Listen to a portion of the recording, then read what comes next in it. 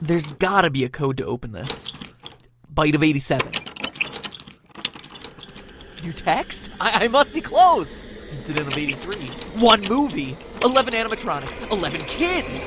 1 phone guy. 1 killer. Hex code for purple. Backwards.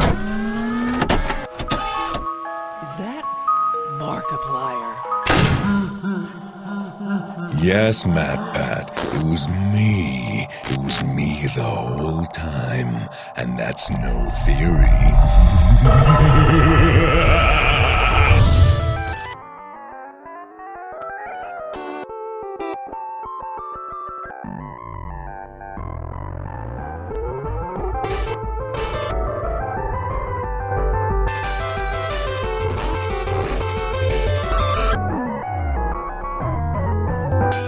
Hello, Internet! Welcome to the Five Nights at Freddy's podcast. Sorry, I mean Game Theory. Game Theory! The show that covers theories on other games in the 2-week intervals between new installments of FNAF. But if I'm ever gonna see requests for games other than FNAF 4 in my Twitter feed, this video needed to be made. Because, I have a confession, Internet, I made a mistake in my last FNAF video. Not my research, mind you. My conclusion that this kid scientifically could not be the Byte of 87 victim was actually 100% right, both scientifically and, as you've been eager to point out, lore-wise. No, I was wrong in calling this the Byte of 87. I'm man enough to admit my mistakes. Hey, it's why they're called theories after all, right? Anyway, in this case, Scott was sure to let me know my error in his first comment on any of my videos on the franchise to my knowledge, which was really exciting, but it did leave me wondering, should I feel honored or trolled? And let me just say, because you were asking, I didn't delete that comment. I only delete comments from Game Theorist bots. No, I don't want your free PSN codes, okay? So I guess Scott must have deleted it himself. Maybe there was a typo. Or maybe a clue to FNAF 5. Before we get that far ahead, let's close the book on FNAF 4. First, let's set the record straight on where it takes place. It does not take place in Fredbear Family Diner, but rather the first location of Freddy Fazbear's Pizza, the one from the old phone guy tapes found in FNAF 3. But the Springlock yellow suits are the only ones there, I hear you typing. And you're right, they obviously are, but remember, phone guy's tapes in FNAF 3 welcome you to Freddy Fazbear's Pizza, not Fredbear Diner, before he tells you about their, quote, specially designed suits. Roll that cassette tape. Welcome to your new career as a performer/entertainer for Freddy Fazbear's Pizza. Right now we have 2 specially designed suits that double as both animatronic and suit. Specially designed, i.e. not in existence during the Fredbear era. Plus, in that same set of phone calls, Phone Guy tells us the suits have become decommissioned after an incident where there were, quote, multiple simultaneous Springlock failures. What do we see at the end of FNAF 4? An incident where multiple Springlocks fail simultaneously and a child dies. And let me be clear, because the terminology is pretty confusing. In the game, the word Springlock is used to describe both the suit as a whole and the individual locking mechanisms within that suit. A Springlock suit is made up of multiple spring locks. To have multiple simultaneous Springlock failures, like Phone Guy says, would either mean multiple suits going down at the same time, which is a bit coincidental and hard to believe, or that multiple locks within the same suit collapse at the same time, causing a catastrophic failure. Say, for instance, because a child is squirming to escape and his tears are moistening the locks. Crunch. And besides, don't you think it'd be weird for Fredbear's Diner to use these suits, have them kill a child, sell the company, and then Freddy Fazbear's Pizza starts using them again? It just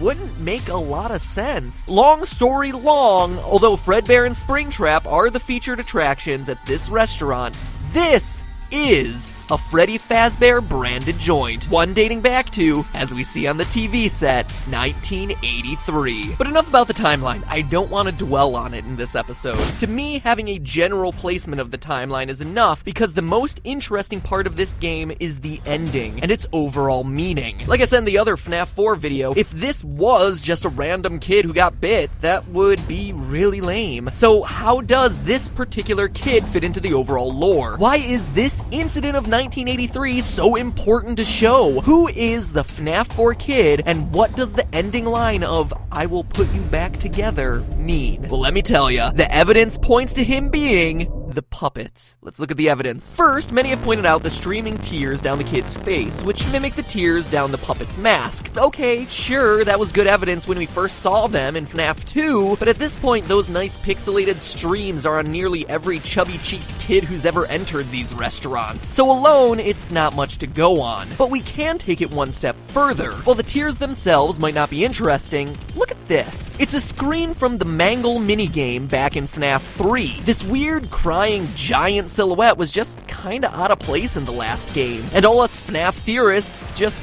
kinda glossed over it in our analyses, since, seriously, what is it? I mean, it kinda looks like the puppet, right? With its overall fabric feel and its thin striped legs. I mean, that's what I thought at the time, but again, there was really no reason to bring it up since it just didn't fit anywhere. But now we have a new game and new information that might make this make sense. Look at its body position. Notice anything specific about it? It resembles a position we see our FNAF 4 kid in a lot throughout the game, including his final scene, kneeling down, 2 streaming tear tracks, and his face turned 2/3 toward the camera. Do you see the connection here? But not only that, look at what our kid wears. A black and gray striped shirt. And remember, this is in a world where all the other kids are generally wearing single color outfits. It's an oddly specific detail. Now I ask you, what's the signature look for the puppet? None other than black and white stripes. But besides those design details, consider that there's no sign of the puppet anywhere in this game, and yet practically every other animatronic is present in some form, meaning that this game likely exists at a time when the puppet has yet to be created. Remember when he just kinda showed up in FNAF 2? Which, I should remind you, takes place 4 years later than this game. He just kinda came out of nowhere. Well, this could be the puppet's origin story. This idea of kid as puppet also works really well with the locked box at the end. What's in there besides Markiplier's stunning face and buttery voice? A puppet. As we see in FNAF 2, he has a habit of coming out of boxes, and he's the only one who can bend and fold up into a space that small. But there's even more evidence when you look at the timeline. Now, I challenge you to ask yourself one question. What exactly is the child afraid of in this game? Why does he hate this restaurant so much? The easy answer would seem to be the animatronics, but that'd be wrong. It's important to note that at the time of the cutscene minigames, he's not scared of Freddy, Bonnie, and Chica. When you walk over the pile of plushies in the corner, we see that he considers these characters as his friends. Foxy is kinda in that camp too, but to a slightly lesser degree because his brother has started scaring him with the Foxy mask, hence the head being pulled off. Even the weird psychic friend Fredbear isn't a scary presence for him. So clearly he's not scared of the characters. Is he scared of the people working at the restaurant? The purple guy? Maybe, but that's not quite the full answer either. Again, watch how he behaves. When trying to escape the worker in the Fredbear outfit,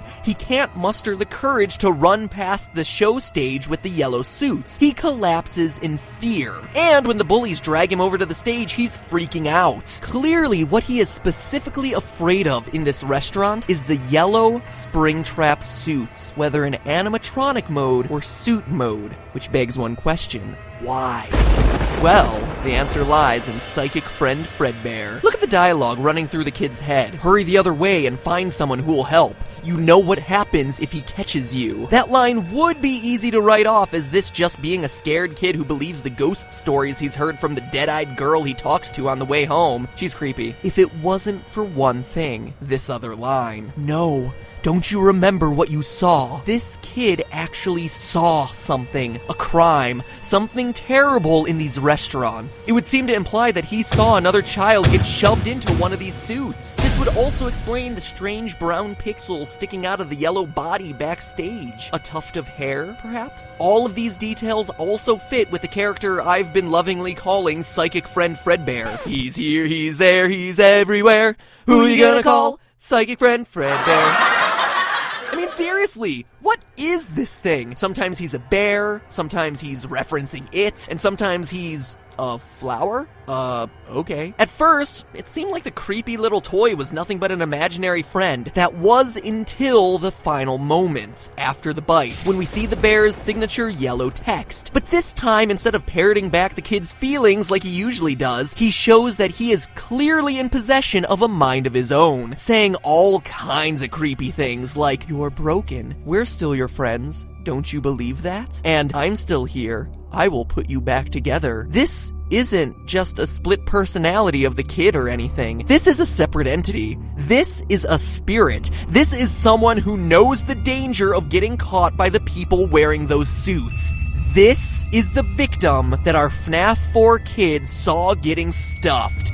This is Golden Freddy, Purple Guy's first victim. And I know you're rushing into the comments now to say that this changes a lot of things and goes against stuff we've been saying for a while. But don't worry, we'll address it. Just get excited. We've pinpointed the identities of our two most mysterious animatronics. This is an awesome revelation from an evidence standpoint, but to be honest, it's a little disappointing from a storytelling standpoint. Here's why. We humans all have a proven psychological need to complete things. This need is called, unimaginatively, the completion principle. We want to fill in the blanks in the stuff around us so that the world makes sense and we feel in control. It's the biggest psychological reason why you want to beat a game, or even just an individual level. You know how you just can't stop and save in the middle of a level? You have to play until it's done. This is the reason why. Weirdly enough, it's even the reason why it's so hard to leave just one slice of cake, outside of sheer deliciousness, or leave out the last two pieces of a puzzle. I mean, even just looking at it on the screen, Earl, just put the piece in. Just finish the last two just animate the pieces to move over into the open slots, and I beg you, just finish the last...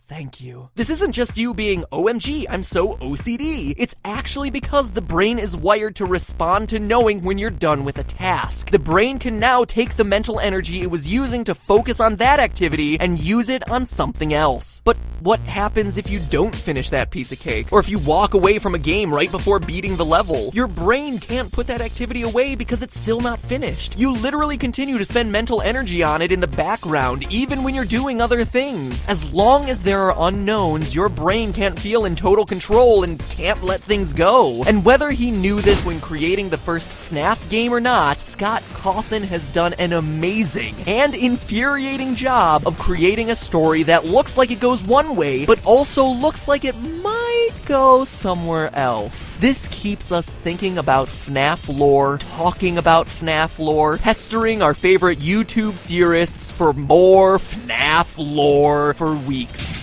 months, watching every video released on everything from top 10 details you missed in the FNAF 4 teaser to top 10 facts about the cupcake. The cupcake! 10 facts about the cupcake. Seriously. Once we're into the lore, our brains literally cannot let the pieces go until there's some kind of resolution, a completed story. But Scott has done such a good job of keeping the game in flux that the pieces never quite feel like they fit in a way that feels satisfying. We never get that moment of ROLAIDS. That spells relief. So we want the pieces of the puzzle to fit together cleanly, and the problem with FNAF is that while there's plenty of evidence for the story to go one way, there's also evidence for it going somewhere else. Try this one on for size. Well, there's a lot of evidence for the kid in FNAF 4 being the puppet, and I'd bet my bottom dollar that that's the solution that Scott intended. From a storytelling standpoint, more pieces actually fit together if the FNAF 4 kid becomes Golden Freddy and not the puppet. This would make our first victim, the one our FNAF 4 kid sees get killed, the puppet, like we've been hypothesizing since FNAF 2. Suddenly, you have a group of 5 kids celebrating a birthday, one kid associated with each animatronic, with the one representing Golden Freddy being the odd man out. And this scenario perfectly mimics the FNAF 3 good ending with the Happiest Day minigame, where 5 souls from 5 kids, each representing a different animatronic, reunite to celebrate a birthday that never really happened. It actually creates a beautifully bookended story of redemption and forgiveness, a reunion of brothers. And yeah, I know the complaints. Don't get me started about the size of the kids being different. They're the spirits of dead children in an 8-bit minigame, okay? Literalizing the sizes seems to be a bit of a stretch. And it goes even further than that. In the FNAF 2 Give Gifts minigame, the puppet gives life to the dead children, with Golden Freddy as the odd man out who doesn't get a mask and does a ghostly jump scare at the end. That would reflect the 4 bullies getting killed in the pizzeria by Purple Guy in response to this incident, while the one, Golden Freddy, dies somewhere else, like a hospital bed. I mean, we do see the IV and pills and flowers, and as a result, that's why the puppet, the first victim, is able to reach those 4 kids' souls and save them, while Golden Freddy has to behave like a ghost. It also gels with the idea that the Take Cake minigame represents the first victim at the first location, and why the puppet is always the jump scare, because he's the kid we've just watched get killed. So a lot of storytelling pieces fit together, but at the end of the day, that leaves us with too many questions about why Golden Freddy is talking to our FNAF 4 kid. A spirit needs to be inhabiting that bear for the story to make sense, and Scott certainly put in plenty of evidence that leads us to believe that the FNAF 4 kid is the puppet. The FNAF 4 kid needs to have seen a tragic, scary incident to make him fear the restaurant, which means he can't have been the first kid to have been killed. In short, the challenge here is that you have a choice. There's more evidence for our FNAF 4 kid becoming the puppet, but the resulting story is more satisfying for him to become Golden Freddy. And either side leaves you wanting more, because not all the evidence works in either scenario. And that is the true secret to FNAF. The completion principle demands that we get answers, that the scraps of evidence across the 4 games come together cleanly. But if and when they do, our brains will just be able to move on and forget about it, making it just another game that we played and is collecting dust on our shelf, or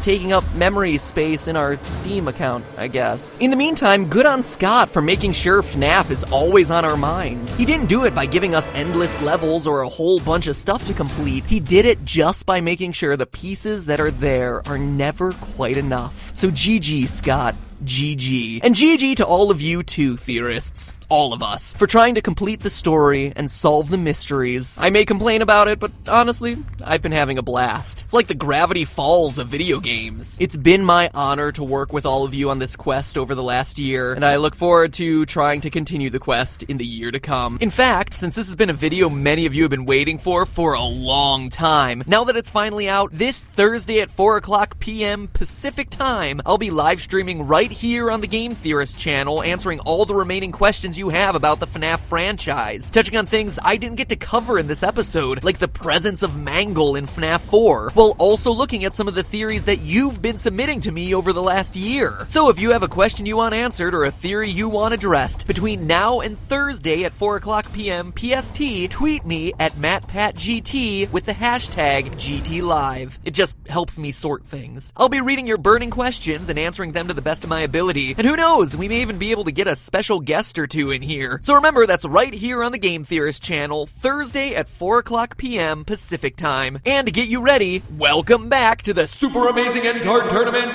where I want to know, do you think the FNAF 4 kid is the puppet or Golden Freddy? Simple as that. You've heard the arguments for both sides. Click on one to choose. I'll let you know which side won on Thursday's live stream, and it'll all be our way of letting Scott know how we want this story to take shape. But remember, that's just a theory. A game theory. Thanks for watching. He's here, he's there, he's everywhere. Who you gonna call? Psychic friend Fredbear. I like switch keys at the end. It's weird. Psychic friend Fredbear. That's it. He's here, he's here, he's there, he's everywhere. Who you gonna call? Psychic friend Fredbear.